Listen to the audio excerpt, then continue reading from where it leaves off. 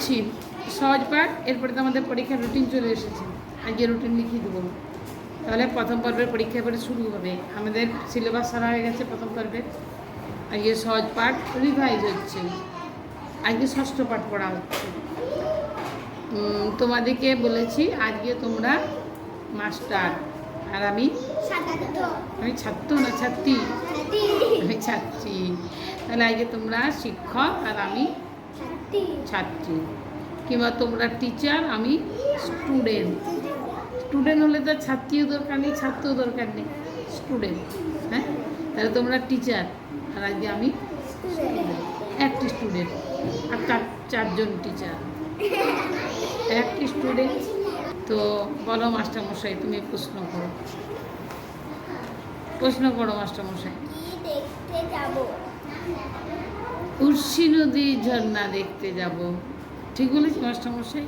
আচ্ছা, দিনটা কেমন ছিল? দিকটা বড় বিশ্রী। তুমি প্রশ্ন করো দিদিমণি। শ্রাবণ মাসের বাদলা, ঠিক হচ্ছে দিদিমণি আমার উত্তর। আচ্ছা, তুমি বলো মাস্টারমশাই। কি নেমেছে?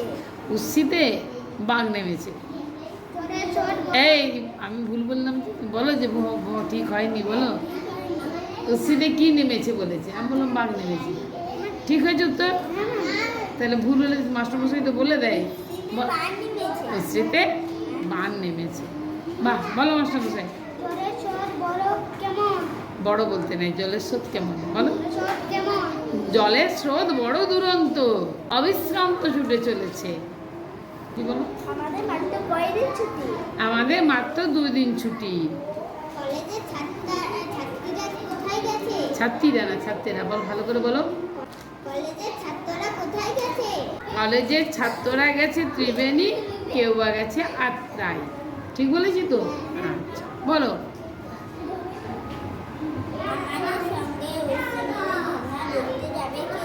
বাহ, একটু জোরে বলো। ভেরি গুড, সুন্দর প্রশ্ন। আমাদের সঙ্গে উর্শী নদীর ঝর্ণা দেখতে যাবে সাঁতরাগাছির কান্তি মিত্র। ঠিক বলেছি? বাহ। না, শান্তা যেতে পারবে না। বলো দিদিমণি, প্রশ্ন করো। পথে যদি জল নামে মিশ্রদের বাড়িতে আশ্রয় নেব। বাহ, কি সুন্দর প্রশ্ন করছে মাস্টারমশাই দিদিমণিরা। সঙ্গে কি কি খাবার আছে?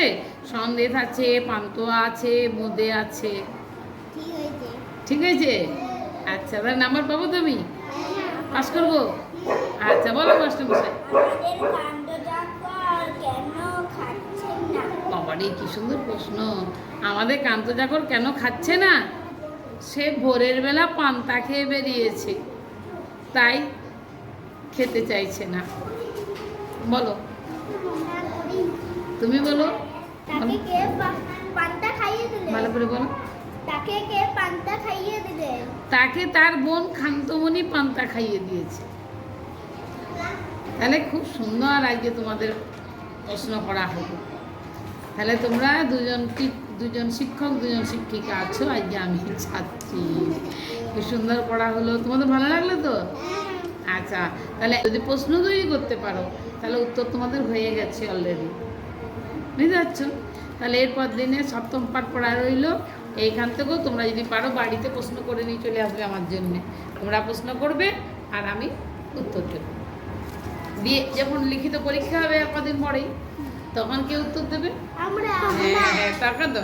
তাহলে এখন এই দিন কথা আমি উত্তর দেবো, তোমরা